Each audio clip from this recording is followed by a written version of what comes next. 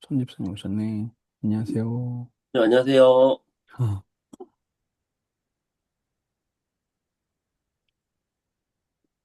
네, 오늘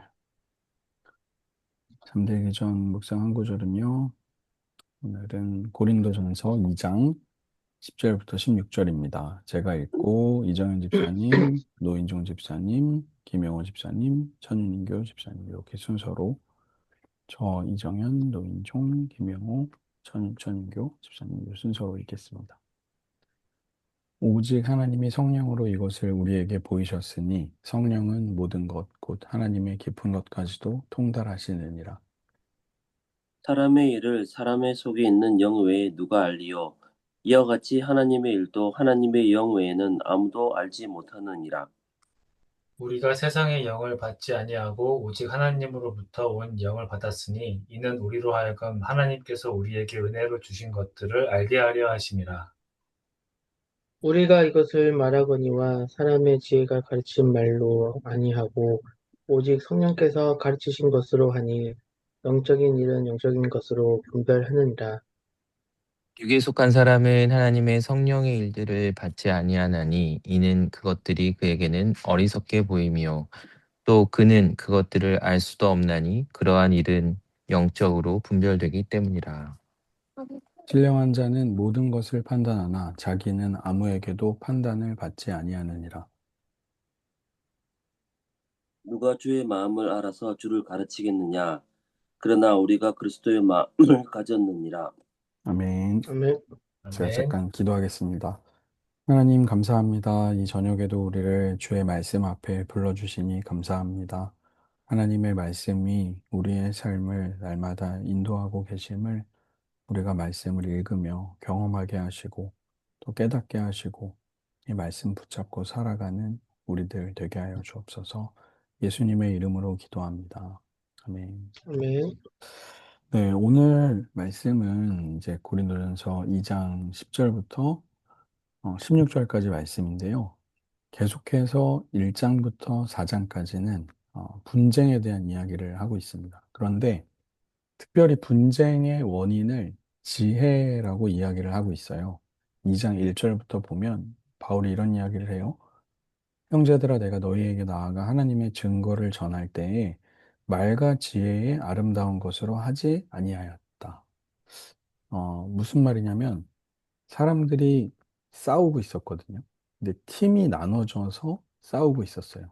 그러니까 분파가 갈라지는 거는 있을 수 있는 일인데 이 분파가 갈라져서 서로 싸우고 있었던 거예요. 근데 왜 싸우냐면 누가 더 지혜로웠다 이런 내용으로 싸우고 있었던 거예요. 그러니까 바울, 베드로, 아볼로 뭐 이렇게 자기가 신봉하는 지도자가 더 지혜로웠다.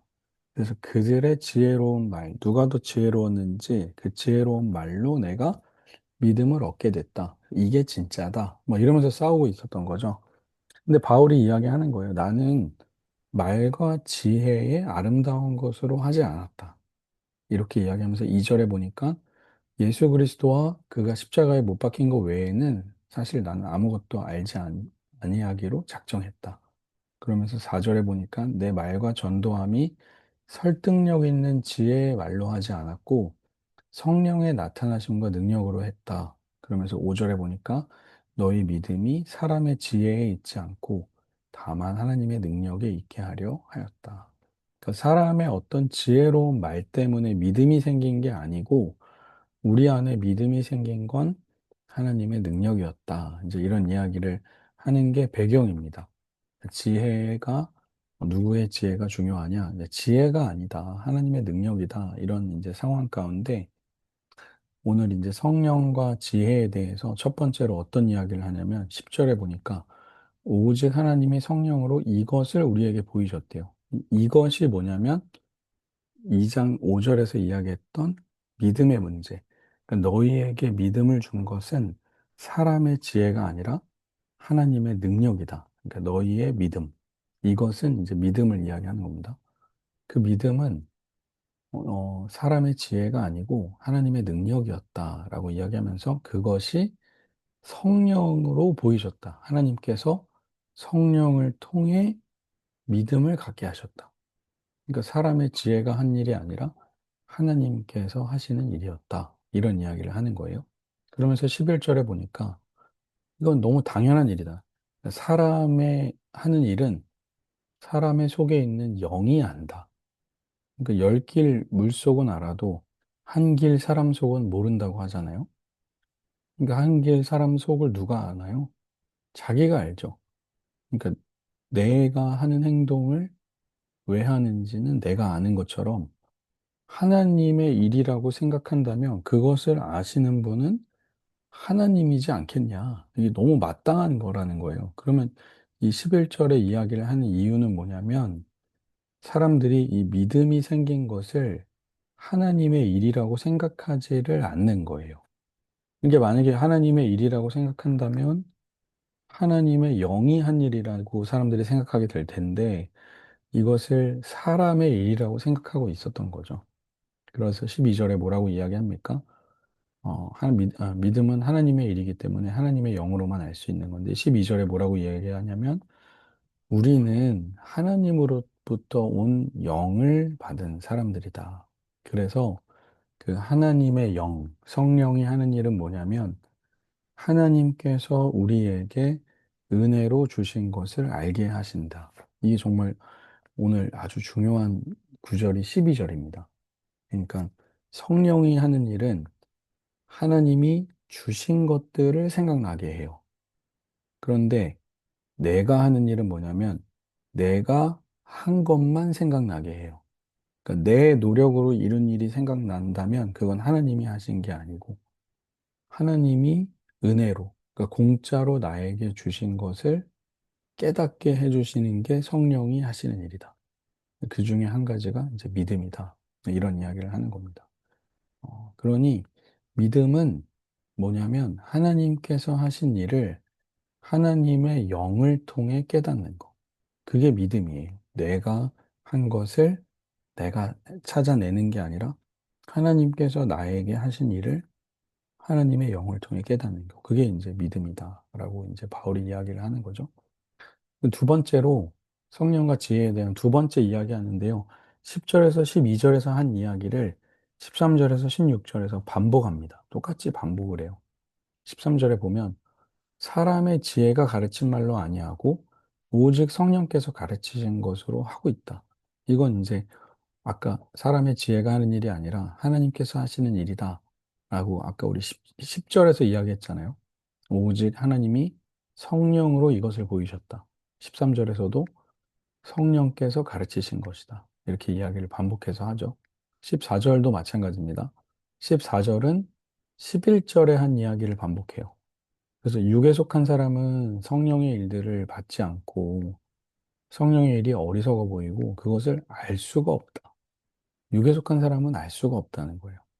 그러니까 믿음은 하나님의 일이라서 하나님의 영으로만 알 수 있는데 육에 속한 사람은 모른다라는 거예요. 그러면 하나님의 영 외에는 아무도 알지 못한다라고 11절에서 했던 이야기를 반복하는 거죠.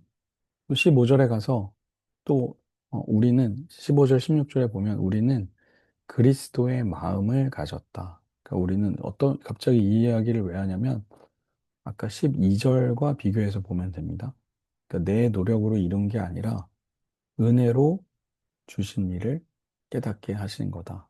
그래서 12절에 보면 우리는 하나님으로부터 온 영을 받았는데 그 영이 하는 일은 뭐냐면 하나님께서 우리에게 주신 것들을 은혜로 주신 것을 알게 하신다. 그러니까 우리가 그리스도의 마음을 가졌다는 표현은 뭐냐면 내가 그냥 뭐 하나님의 사람이야. 나 그리스도의 마음과 합한 사람이야. 이런 표현이 아니고 12절에랑 같이 비교해 보자면 그리스도의 마음, 그러니까 하나님으로부터 온 영을 가졌다는 말은 뭐냐면 하나님이 은혜로 주신 것을 깨닫고 살아가는 사람이라는 표현인 거예요.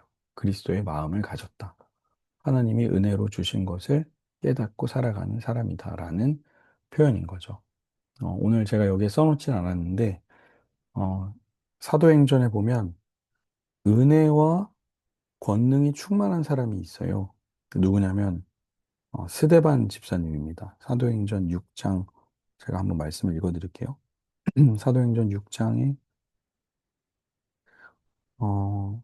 8절 보면 스데반이 은혜와 권능이 충만하여 큰 기사와 표적을 민간에 행하니. 은혜가 충만하다는 말이 뭘까요? 은혜가 충만하다는 건 뭐냐면 하나님이 스데반 집사에게 해주신 거에 스데반 집사는 날마다 감격하고 있었다는 거예요. 아, 하나님이 이를 이루셨지. 아, 하나님이 나를 구원해 주셨지. 하나님이 나를 살게 해 주셨지. 이런 것에 사로잡혀 살아가던 사람이 스데반 집사님이었다. 라는 거죠. 그러니까 우리가 그리스도의 마음을 가졌다라는 표현은 그런 표현입니다. 아, 주님이 날 위해 무엇을 하셨구나. 라는 것을 깨닫고 살아가는 것. 그게 그리스도의 마음을 가진 거예요. 그러니까 그리스도인은 그리스도의 마음으로 그리스도께서 하신 일을 자랑하는 사람이다라는 거죠. 그리고 오늘 말씀을 다시 한번 보면 이 고린도 교회 성도들이 싸우고 있었어요. 그러니까 누가 더 지혜로운가? 누구의 지도자가 더 지혜로운가? 지혜로운 말로 우리가 얻어냈다라고 할 때 바울은 지혜가 아니고 성령이다. 사람의 일을 사람의 영이 하는 것처럼 하나님의 일은 하나님의 영이 깨닫게 해주신다. 근데 하나님의 영이 깨닫게 해주시는 건 뭐냐? 하나님이 은혜로 주신 것을 알게 하는 거. 그게 성령이 하는 일이다. 두 번째로 또 똑같이 반복하죠. 우리는 그리스도의 마음을 가진 사람인데 그게 뭐냐면 하나님이 하신 일에 감동하고 감격하는 사람이라는 거예요. 그래서 오늘 어, 우리에게 해볼 수 있는 질문, 오늘 묵상을 여러분들이 이제 이 말씀을 먼저 읽어보신 분들도 계실 거고 또 이렇게 지금 읽으신 분도 계실 텐데요. 내가 지혜로 깨달은 것과 성령으로 깨닫게 된 것에 좀 구분하는 훈련을 하면 좋을 것 같아요. 뭐가 있을까요? 어, 뭐, 저희 어머니가 요리를 잘 하시거든요. 근데 요리를 하면서 한 작년쯤 깨달았는데 저희 어머니가 맛을 내는 비결은 미원이었습니다. 미원. 미원을 막 들이부으시더라고요. 그때 깨달았죠. 아, 어머니의 손맛은 미원이었구나. 라는 걸 깨달은. 이거는 이제 성령으로 깨달은 건 아니잖아요. 그냥 이제 어머니의 지혜, 뭐 지식을 이제 내가 이제 전달받은 거잖아요. 뭐 이런 것하고 내가 뭐 짜장면 먹어야 될지 짬뽕 먹어야 될지 선택하는 거 이런 거 하고 뭐 버스 타고 가는 게 좋은지 지하철 타고 가는 게 좋은지 뭐 이런 그냥 내가 생각할 수 있는 지혜와 성령이 깨닫게 해주신 거는 좀 다르죠. 모든 것을 이 도매급으로 묶어가지고 성령이 하신 거다 뭐 이렇게 묶는 것도 지혜로운 방법은 아닌 것 같아요. 아, 성령으로 깨닫게 된 것, 내가 어, 지금으로부터 2000년도 넘는 이전에 난 한 번도 본 적이 없고 그 사람도 날 한 번도 본 적이 없는 그 젊은 30대 목수가 나를 위해 목숨을 내어 주었는데 그걸 믿어진다는 게 이게 놀라운 거 아니에요? 이게 성령이 하신 일이 아닐까요? 그냥 한 번도 서로 본 적 없는 사람이 그냥 거기서 이스라엘 땅에서 목숨을 잃었는데 그게 나를 위한 거였다. 이거를 깨닫고 지금 그분의 말씀을 우리가 읽고 묵상하고 살아간다는 거. 이거는 이성적으로, 이거는 뭐 인간의 지혜로 깨달을 수 있는 게 아니잖아요.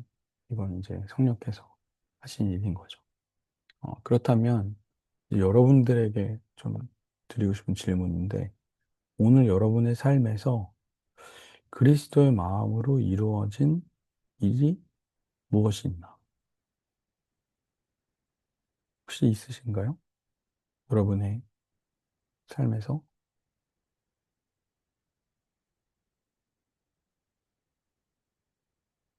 생각은 못 해보셨겠지만, 어, 저는 2번 질문보다 네네. 1번 질문이 대답하기 더 편할 것 같아요. 아, 네. 네, 그러니까 저 같은 경우에는 그 내 지혜로 깨달은 게 저는 그런 게 좀 있더라고요. 그러니까 교회에서 시켜서 새벽 기도하고 뭐 방언하고 뭘 열심히 하고 이렇게 하면 그러니까 제가 신앙을 시작할 때 어떤 그런 당연히 훈련돼야 되는 부분이고 열심히 해야 되는 부분이고 순종하는 데 해야 되는 부분이었는데 그 부분이 어느 순간에는 나의 자랑이 되고 하나님 마음이 아니라 내 스스로가 이제 점점 이제 나로 충만해지더라고요. 음, 저 같은 경우에는. 근데 어느 순간 아까 말했던 은혜라는 게 저한테는 너는 네가 할 수 있는 게 아니야. 네가 기도한 것도 네가 교회 가는 것도 믿음을 유지하는 것도 다 은혜야라는 거를 느꼈을 때 음, 내가 조금만 너를 방심하고 넣으면 너는 바로 무너지는 인간이라는 걸 깨달았을 때가 전 그 가장 큰 뭐 하나님의 깨달음, 성령의 깨달음이었던 것 같아요, 저는. 그래서 감사합니다. 네, 그 오늘날의 뭐 그리스도의 마음을 닮아가려고 노력하는 것 같아요. 그래서 음, 어, 교회마다 특징이 다르고 교단마다 특징이 다르고 목사님마다 특징이 다 다르고 사람마다 특징이 다른데 어, 가장 중요한 마음은 그들을 포용하는 마음과 음, 사랑하는 마음인 것 같아요. 좀 개인적으로는 감리교에서 조금 힘든 부분은 너무 형식적 그 좀 규칙이 음. 강하다. 네, 맞아요, 그러니까 맞아요. 체계와 규칙이 강하다 보니까 포용성이 음, 없어요. 음, 사실은.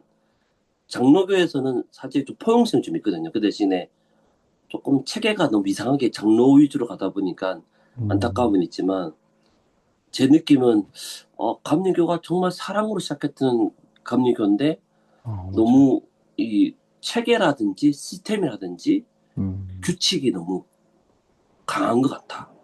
그래서 네. 사랑을 놓치는 게 아닌가 라는 생각 저는 하고 있거든요. 그렇지만 감리교이기 때문에 순종하자 음, 그런 마음으로 하고 있습니다. 사랑을 키워가려고 어, 저는 감사합니다. 그렇습니다. 감리교가 이 규칙쟁이들이잖아요. 그 별명이. 그래서 저는 생겨난 거잖아요. 몰랐어요. 아, 저는 모르셨어요? 몰랐어요. 네. 메소디스트라는 그 표현이 규칙쟁이들이라는 표현이더라고요. 어, 그래서 몰랐어요.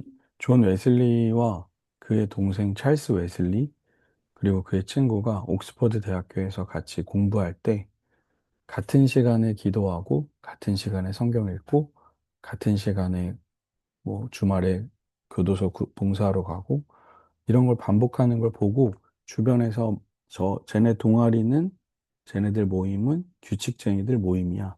이렇게 별명을 만들었대요.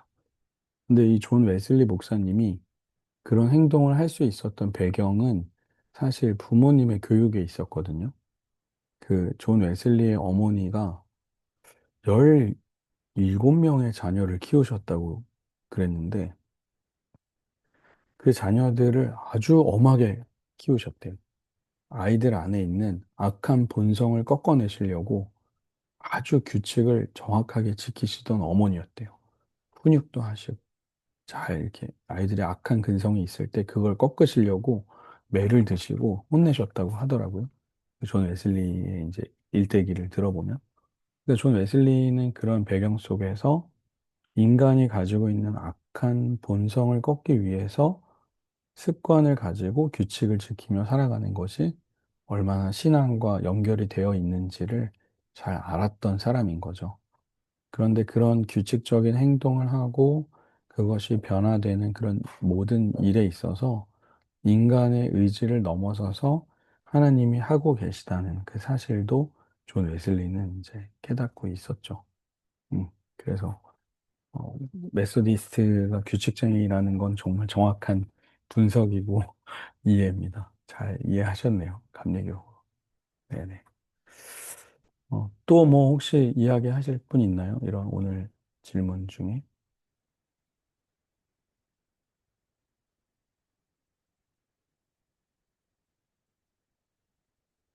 목사님 지목해버리세요, 그냥. 아, 그럴까요? 제 화면 순서에는 노인종 집사님이 세 번째거든요. 노인종 집사님 혹시 이야기해 주실 수 있나요?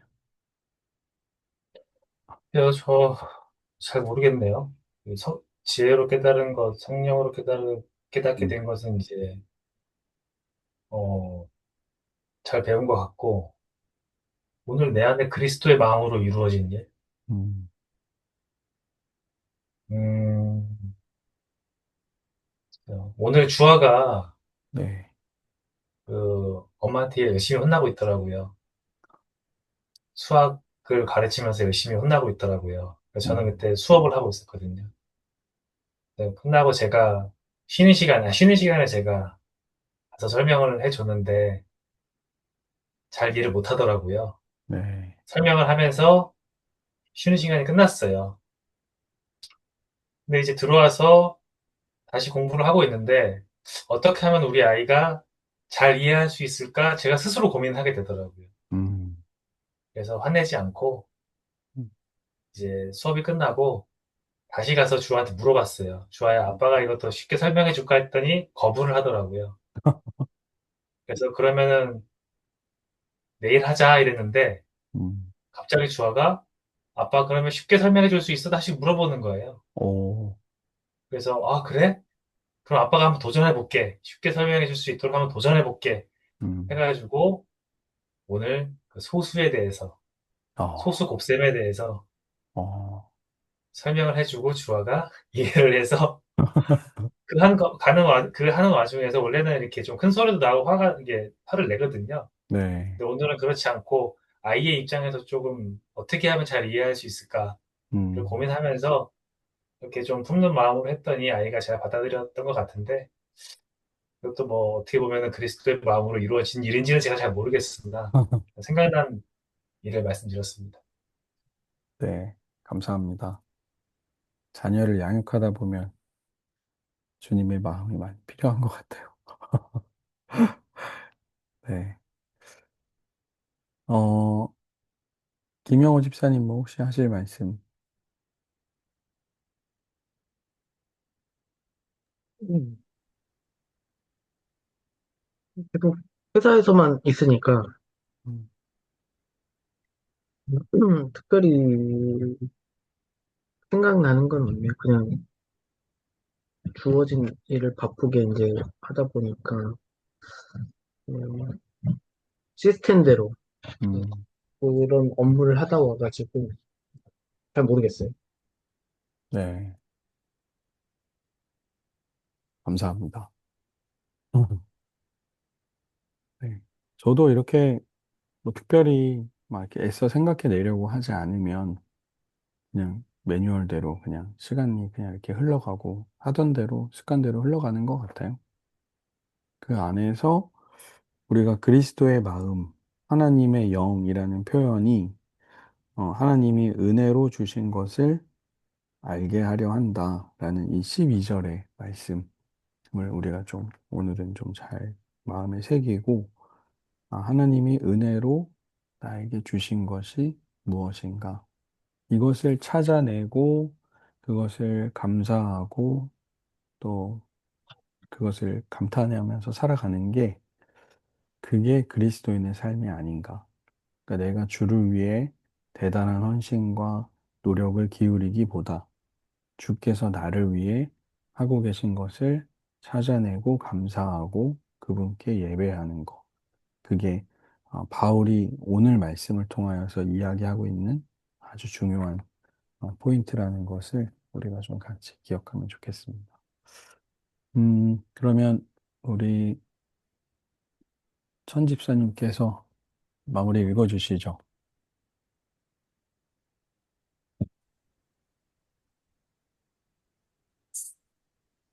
우리의 믿음은 사람의 지혜나 의지로 얻는 것이 아니다. 하나님의 의지와 능력으로 그분의 영을 통해 받은 선물이다. 아멘. 감사합니다. 제가 기도하겠습니다. 하나님, 감사합니다. 보이지 않는 하나님을 믿을 수 있는 믿음 주시고, 또 그 예수 그리스도께서 우리를 위해 흘리신 그 십자가의 은혜와 사랑을 깨달을 수 있도록 인도하신 하나님의 은혜에 감사합니다. 그 하나님께서 예전에 계셨던 분이 아니라 오늘도 지금 말씀을 가지고 나누는 이 시간에도 우리와 함께하고 계시며 우리의 삶을 인도하시는 분이심을 우리가 기억하고 또 주께서 우리를 위해 날마다 기도하고 계시고 우리를 붙잡아 주시고 붙들어 주시는 하나님이심을 분명히 또 기억하고 또 경험하며 살아가는 우리들 되게 하여 주옵소서. 오늘 하루 수고하고 애쓴 우리 청장년들 기억하여 주시고 몸과 마음의 회복을 경험하는 이 밤이 되게 하여 주옵소서. 감사하며 예수님의 이름으로 기도합니다. 아멘. 네. 수고하셨습니다. 안녕히 주무세요. 수고하셨습니다. 안녕히 네. 주무세요.